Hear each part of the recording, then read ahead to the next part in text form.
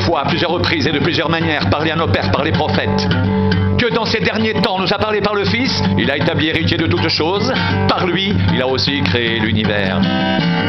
Le Fils est le reflet de sa gloire et l'empreinte de sa personne, et il soutient toutes choses par sa parole puissante.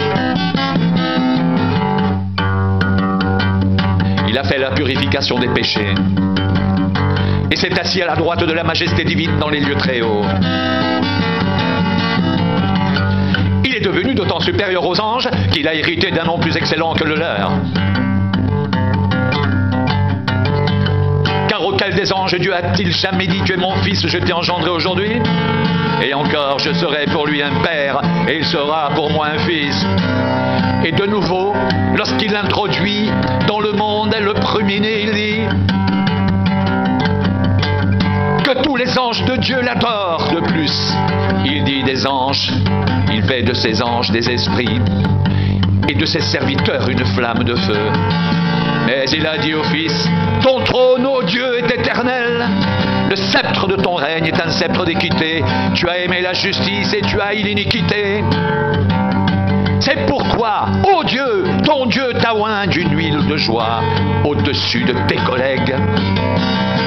Et encore, toi, Seigneur, tu as au commencement fondé la terre, et les cieux sont l'ouvrage de tes mains. Ils périront, mais tu subsistes. Ils vieilliront, tous, comme un vêtement. Tu les rouleras comme un manteau, et ils seront changés. Mais toi, tu restes le même, et tes années ne finiront point.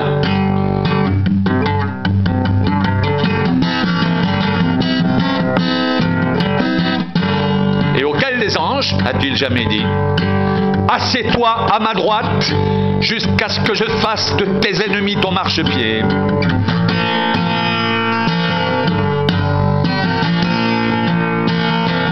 Ne sont-ils pas tous des esprits au service de Dieu,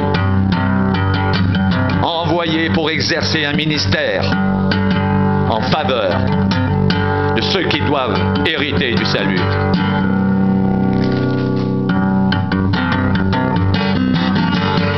C'est pourquoi nous devons d'autant plus nous attacher aux choses que nous avons entendues, de peur que nous ne soyons emportés loin d'elles.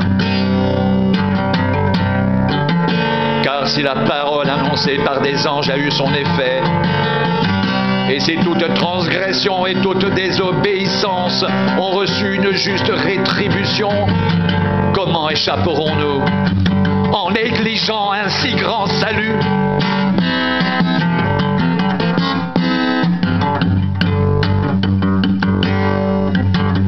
Le salut annoncé d'abord par le Seigneur nous a été confirmé par ceux qui l'ont entendu, Dieu appuyant leur témoignage par des signes, des prodiges et divers miracles, et par des dons du Saint-Esprit distribués selon sa volonté.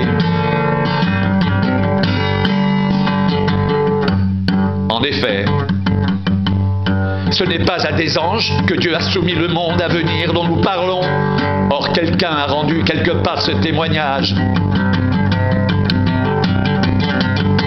Qu'est-ce que l'homme pour que tu te souviennes de lui? Ou le Fils de l'homme pour que tu prennes soin de lui? Tu l'as abaissé pour un peu de temps au-dessous des anges. Tu l'as couronné de gloire et d'honneur. Tu as mis toutes choses sous ses pieds. En effet, en lui soumettant toutes choses, Dieu n'a rien laissé qui ne lui soit soumis. Cependant, nous ne voyons pas encore maintenant que toutes choses lui soient soumises. Mais celui qui a été abaissé pour peu de temps au-dessous des anges, Jésus, nous le voyons couronné de gloire et d'honneur à cause de la mort qu'il a soufferte. Ainsi, par la grâce de Dieu, il a souffert la mort pour tous.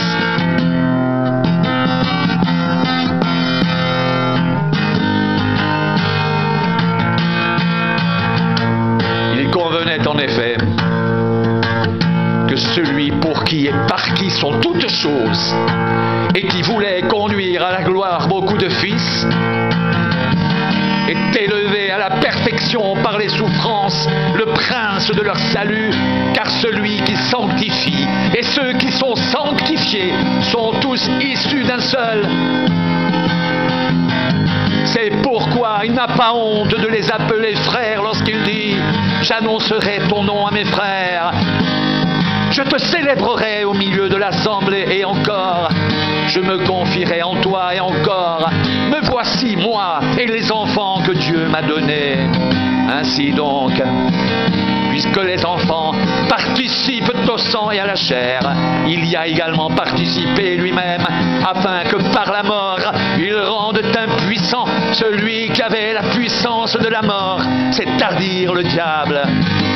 Mais il délivre tous ceux qui, par crainte de la mort, étaient toute leur vie retenus dans la servitude.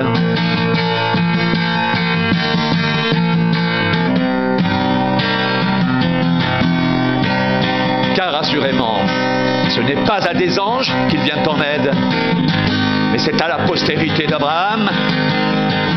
En conséquence, il a dû être rendu semblable en toutes choses à ses frères, afin qu'il soit un souverain, sacrificateur, miséricordieux et fidèle dans le service de Dieu, pour faire l'expiation des péchés du peuple, car du fait qu'il a souffert lui-même et qu'il a été tenté, il peut secourir ceux qui sont tentés.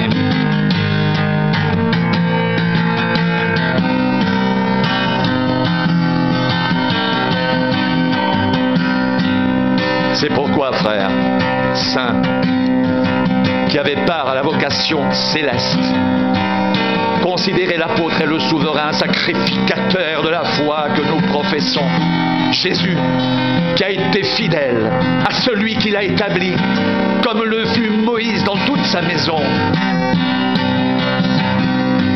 Car il a été jugé digne d'une gloire d'autant supérieure à celle de Moïse, que celui qui a construit une maison a plus d'honneur que la maison même. Chaque maison est construite par quelqu'un, mais celui qui a construit toute chose, c'est Dieu.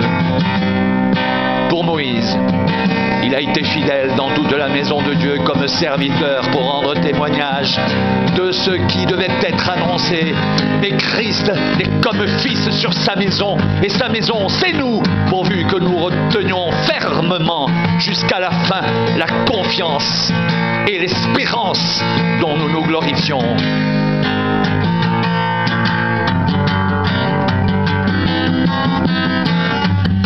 C'est pourquoi, selon ce que dit le Saint-Esprit, aujourd'hui, si vous entendez sa voix, n'endurcissez pas vos cœurs, comme lors de la révolte, au jour de la tentation dans le désert où vos pères me tentèrent pour m'éprouver, et ils virent mes œuvres pendant 40 ans. Aussi je fus irrité contre cette génération, et je dis, ils ont toujours un cœur qui s'égare, ils n'ont pas connu mes voies. Je jurai donc dans ma colère, ils n'entreront pas dans mon repos.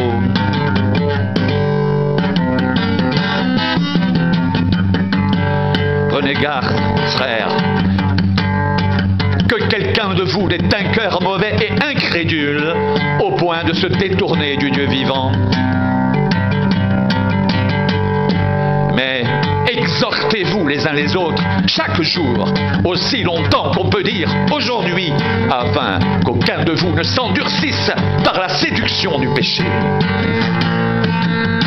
Car nous sommes devenus participants de Christ, pourvu que nous retenions fermement jusqu'à la fin l'assurance que nous avions au commencement, pendant qu'il est dit, aujourd'hui, si vous entendez sa voix, n'endurcissez pas vos cœurs comme lors de la révolte.